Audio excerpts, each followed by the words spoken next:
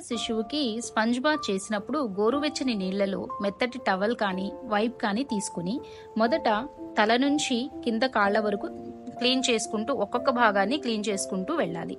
మొదట ముఖాన్ని క్లీన్ చేసినప్పుడు కళ్ళని, ముక్కుని, నోటి భాగాన్ని క్లీన్ చేసి తర్వాత మిగతాల్లో క్లీన్ చేయాలి. తర్వాత మెడ భాగము, ఛాతి భాగాన్ని క్లీన్ చేసుకోవాలి. బొడ్డు భాగాన్ని క్లీన్ చేసేటప్పుడు నీళ్లను మార్చి ఫ్రెష్ వైప్ ని తీసుకుని క్లీన్ చేయడం వల్ల మనకి బొడ్డు ఇన్ఫెక్షన్ రాకుండా ఉంటుంది.